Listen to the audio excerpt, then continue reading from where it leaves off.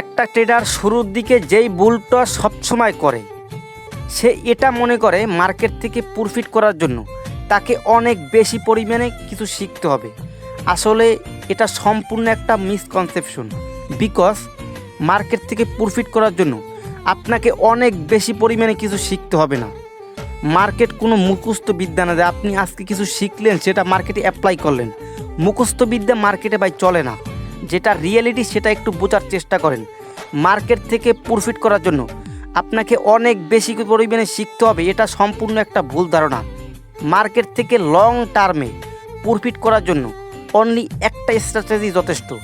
আপনার যখন একটা পার্সোনাল স্ট্র্যাটেজি থাকবে, সেটা আপনি যখন প্রতিদিন ব্যাক টেস্ট করবেন, প্রতিদিন মোটিভেট করবেন, তারপরে কিন্তু এখান থেকে ভালো একটা প্রফিট প্রতিদিন করতে পারবেন।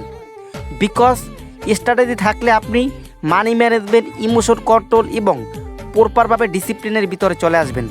আপনার স্ট্র্যাটেজি যখন থাকবে তখন আপনি আলাদা একটা কনফিডেন্স পাবেন। একটা স্ট্র্যাটেজির পিছনে ভাই আপনি সময় দেন, আপনি এখান থেকে ইনশাআল্লাহ 100% সাকসেস হতে পারবেন। কিন্তু আপনি আলাদা আলাদা স্ট্র্যাটেজি অ্যাপ্লাই করবেন মার্কেটে প্রতিদিন, কিন্তু আপনি প্রতিদিন প্রফিট করলেও দেখা যাচ্ছে যে এক সপ্তাহ পরে আপনার প্রত্যেকটা যে প্রফিট করছেন সেগুলো মার্কেটে একেবারে লস করে ফেলবেন। একটা স্ট্র্যাটেজি, একটা মানি ম্যানেজমেন্ট, একটা ডিসিপ্লিন, এই সব কিছু আপনি ফলো করেন, ইনশাআল্লাহ ভালো কিছু করতে পারবেন।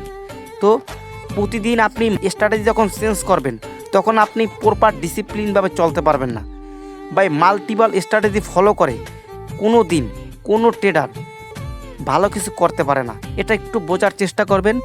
একটা স্ট্র্যাটেজি বানান, একটা স্ট্র্যাটেজিতে কাজ করেন, একটা স্ট্র্যাটেজির উপরে ফলো দেন, ইনশাআল্লাহ ভালো কিছু করতে পারবেন।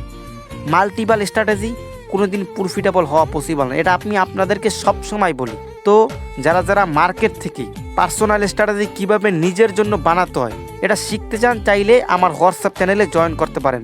আর যাদের পার্সোনাল স্ট্র্যাটেজি অলরেডি আছে তারা এখন জাস্ট ব্যাক টেস্টিং এবং মোটিভেট করেন, ইনশাআল্লাহ এই স্ট্র্যাটেজিটাই 70 থেকে 80% একুরেসি দিবে। একটা স্ট্র্যাটেজি ভাই আপনার 100% একুরেসি দেওয়ার কোনো প্রয়োজন নাই। আপনি 70 থেকে 80% একুরেসি পাইলেই এনাফ। যদি আপনি discipline, proper money management follow করেন, 70 থেকে 80%ই আপনি ইনশাআল্লাহ ভালো কিছু করতে পারবেন। আপনার 100% একুরেসি লাগে না। বিভিন্ন টিকটকাররা কিন্তু বলে যে ট্রেডিং থেকে 90% একুরেসি শিওর সিগন্যাল দিয়ে থাকে। এটা সম্পূর্ণ একটা মিসকনসেপশন। আপনি আজকে ট্রেড করলেন, ঠিক আছে, 10টার ভিতরে আপনার 9টা প্রফিট হলো, তার মানে কি আপনার একুরেসি 90%? এটা সম্পূর্ণ ভুল ধারণা।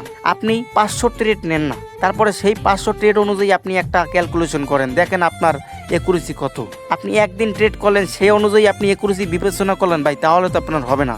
তাইলে আপনি দেখা যাচ্ছে যে ডিমোটিভেট হয়ে পড়বেন। বিকজ আজকে আপনি 10টা ট্রেড নিলেন, 9টা প্রফিট হলো, কালকে আপনি 10টা ট্রেড নিলেন, 6টা প্রফিট হলো, আপনার মন ভেঙে যাবে। বিকজ আপনি মনে করছেন, আপনার মাইন্ডের ভিতরে গেছে যে আমার 10টার ভিতরে 9টা প্রফিট হয়, আজকে কেন 6টা হলো। তো এইরকমের হয় না।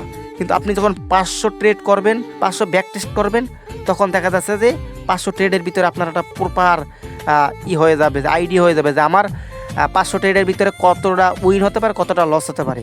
একটু বোঝার চেষ্টা করেন, মানি ম্যানেজমেন্টের বিষয়ে আসেন, ইনশাআল্লাহ এখান থেকে ভালো কিছু করতে পারবেন। এত কিছু বলি ভাই একটাই কারণ, আপনারা যাতে এখান থেকে ভালো কিছু করতে পারেন, একটা স্ট্র্যাটেজি বানান, সেটাই ফলো করেন। এইটুকুই জাস্ট আপনাদেরকে বলবো। তো আসসালামু আলাইকুম সবাইকে, সবাই ভালো থাকেন, আল্লাহ হাফেজ।